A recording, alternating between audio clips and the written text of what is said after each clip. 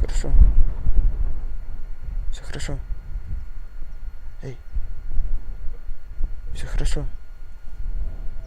Послушай. 18-й день. И сегодня я обнаружил, что моя камера DJI Pocket 2 сломана. Блять! У нее сломался стабилизатор. И я с большим трудом могу на нее снимать. Я не могу снимать на нее кадры больше 10 секунд. Поэтому я не знаю, что я буду делать. Еще у меня сегодня даст возможность запилить.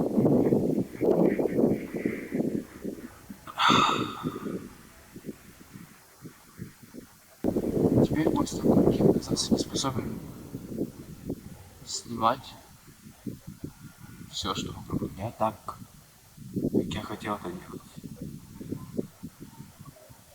Я не знаю, имеет ли что-то смысл. Возможно, это один из последних видеорядов, которые я записываю на этот трек.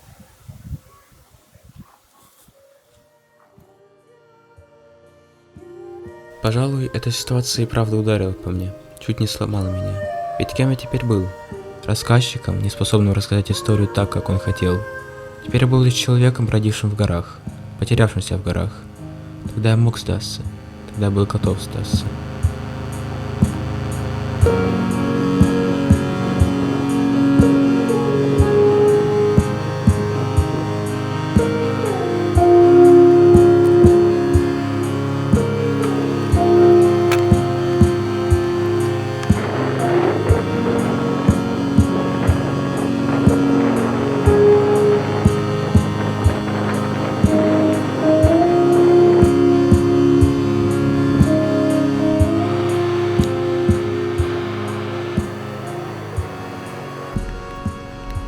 Я добрался до городка Бьелса в тот день, я сдержался до темноты.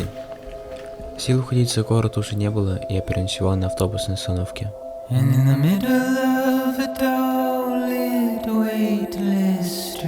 на следующее утро... Я не знаю, каким образом, но камера работает, так что я могу все же снимать, как я хотел раньше.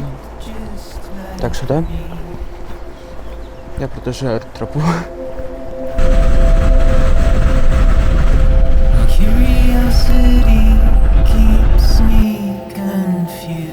Я вернулся на тропу на то же самое место, где я с нее сошел, чтобы продолжить путь, чтобы пройти его до конца.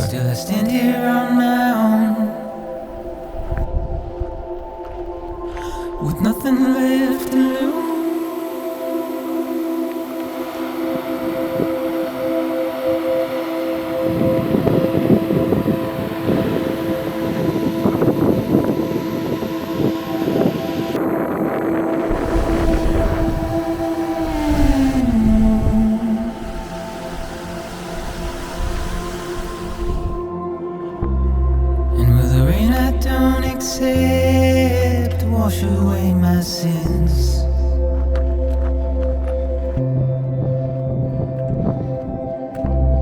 Simply trouble my walk home and my spirit.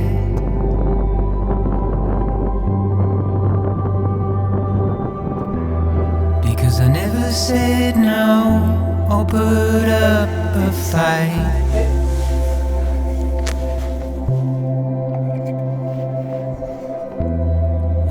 Emotionally impaired. When I look at you,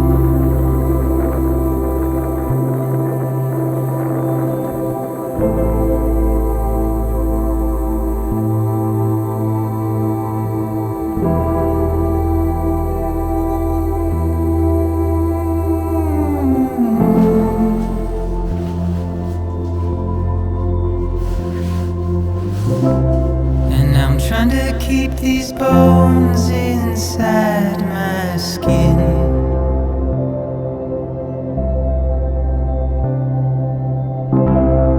But my body's in the hole my shadow digs.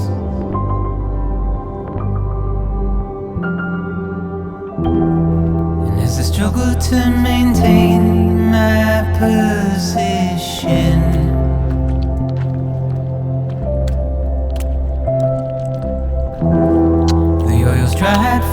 his heart of rusted tin.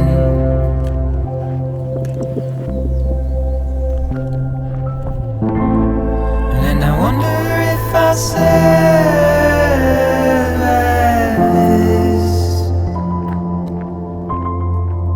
without you.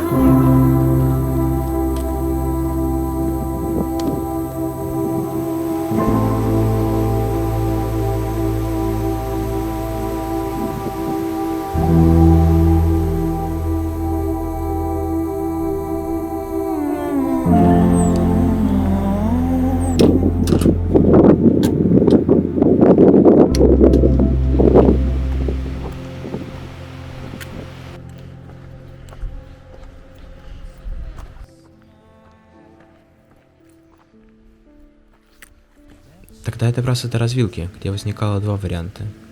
Идти и дальше этот участок по черпи, уходя в самые удаленные, высокие и, пожалуй, самые опасные части тропы.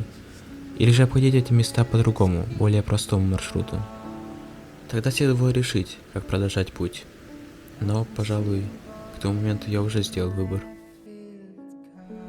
Я пошел один в места, которые очень многие обходят. Которые, быть может, стоило бы обойти и мне. Горы всегда предполагают опасность, но когда ты один на миле, никто даже не узнает, что с тобой что-то случилось. Is it time to pack things up, say goodbye, kiss the wife one last time? I've got a bone to pick, sinking in the mud, dig it on a stick. Clouded by the mud, you can see too far, even alongside.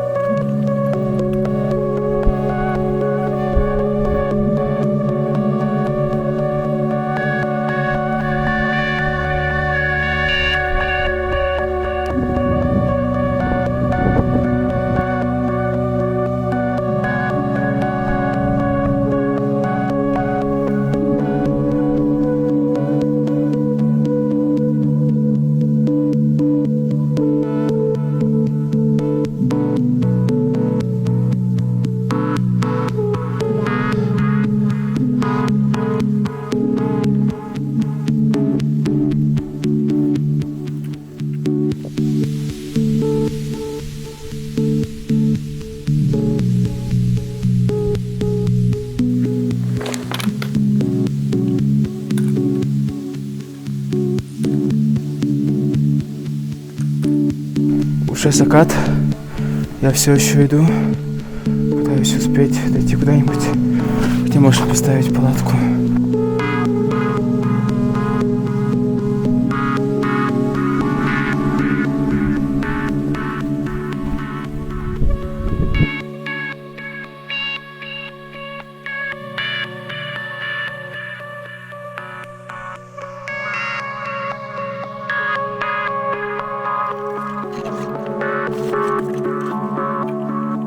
Я не нашел ровного места или места, где, в принципе, можно было бы поставить палатку.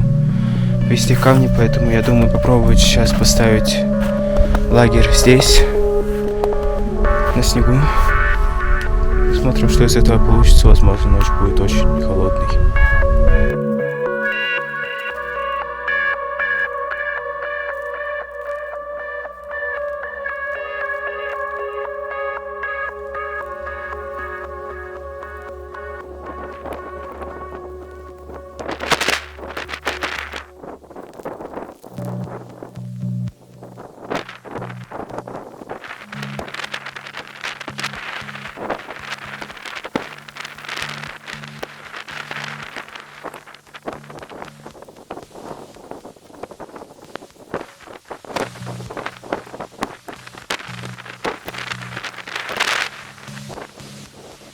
Что ж, это явно не то место, где я бы хотел ставить лагерь. Потому что мне не очень нравится мысль спать на снегу. Но я никуда не успел, поэтому особо нету выбора. Вроде бы у меня хороший матрас. Надеюсь, я не замерзну. Надеюсь, я не замерзну сильно. Вот. Так что да, буду сейчас ужинать и ложиться спать.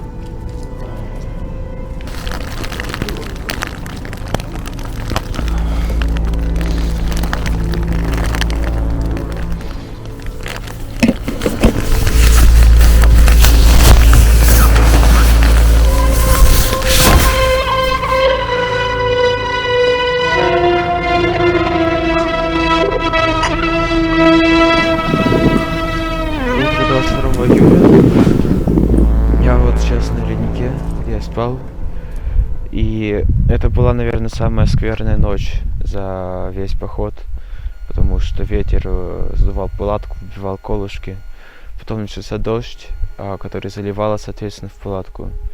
У меня все промокло, я замерз, поэтому сейчас пойду вниз к хижине, надеюсь там погреться, может быть даже куплю что-то горячее, потому что очень холодно.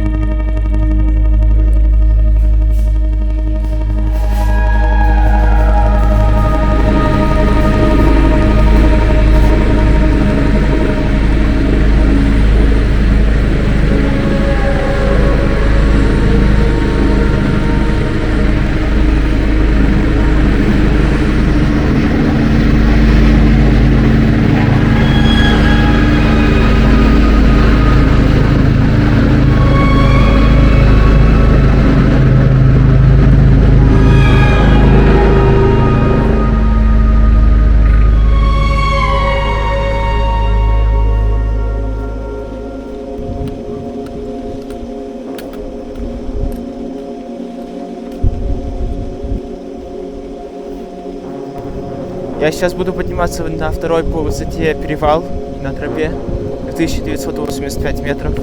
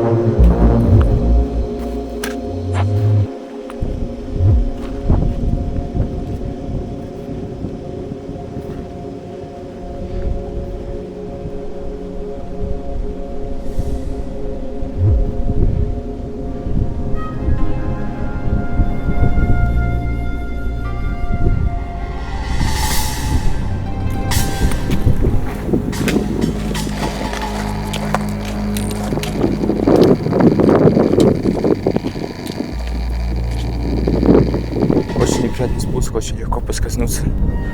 А катиться здесь далеко. Потому что еще сильный ветер, холодный ветер. И очень холодно, даже куртка не защищает.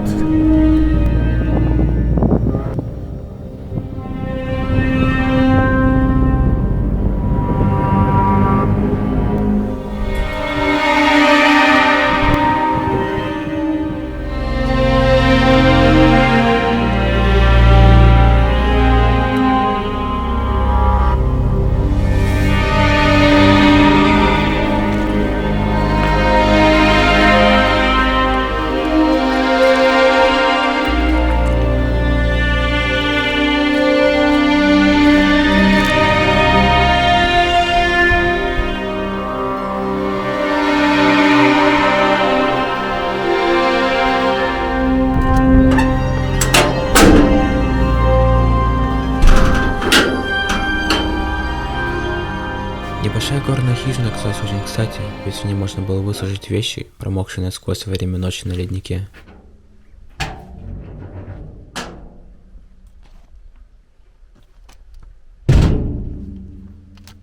Следующий же день был очень важным. Мне предстояло подняться на самый высокий перевал тропы.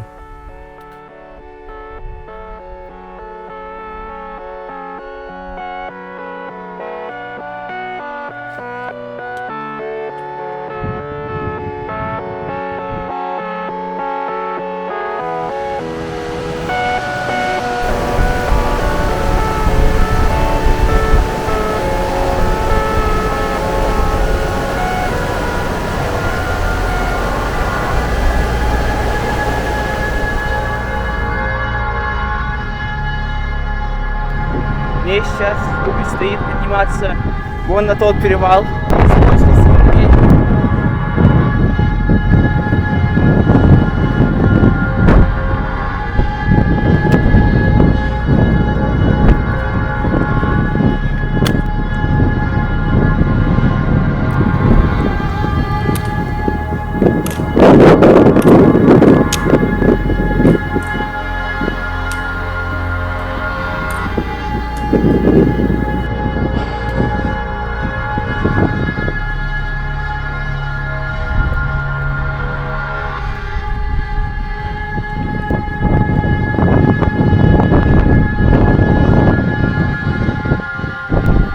Я сейчас недалеко от самого высокого перевала на Высокопиренской тропе. 2987 метров. Точнее, я чуть выше него. На высоте 3009 метров.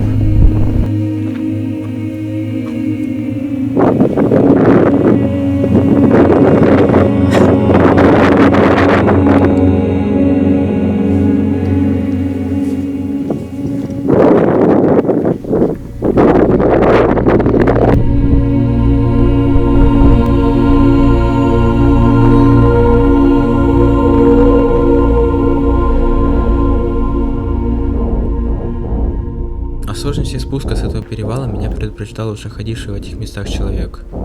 Именно этот спуск стал причиной, почему он решил обойти все эти места по другой тропе. И предупреждения эти имели основания.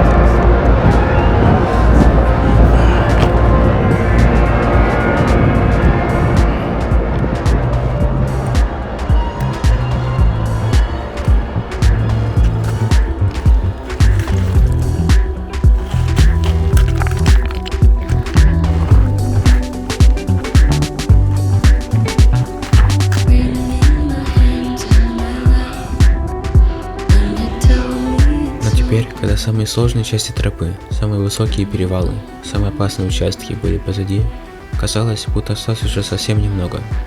Осталось лишь дойти до конца.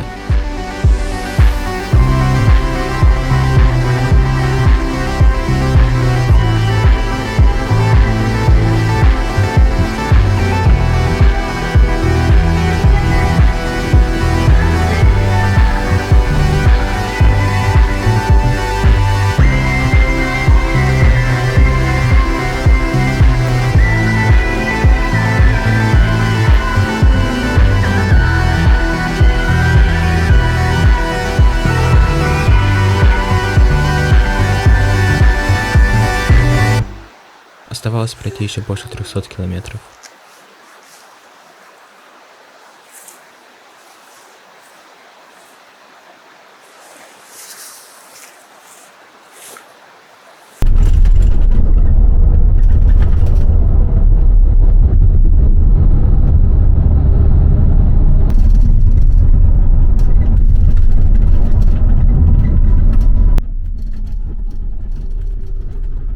Я отправился в городок Велга, чтобы пополнить припасы, и с виду на несколько дней продолжить путь. На самом деле я потратил 2 дня, чтобы посетить заброшенные шахты.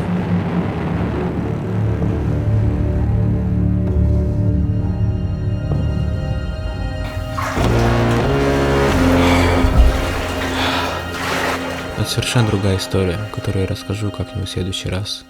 Я сегодня спал в хостеле, должен сказать, кровати и горячий душ — это очень недооцененные вещи.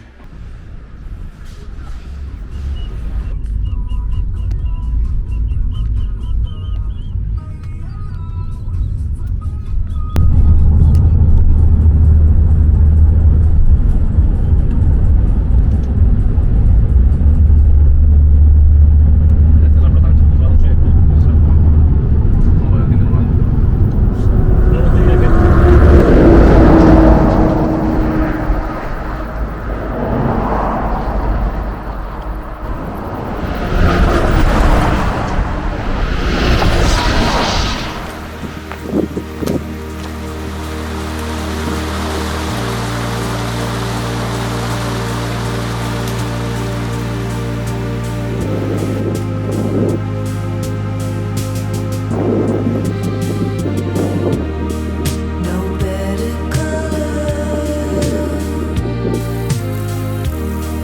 Look everywhere. I'm driving home every night. The shadows stay by your side. You built a city. All in your head, drive every night, turns you on every night.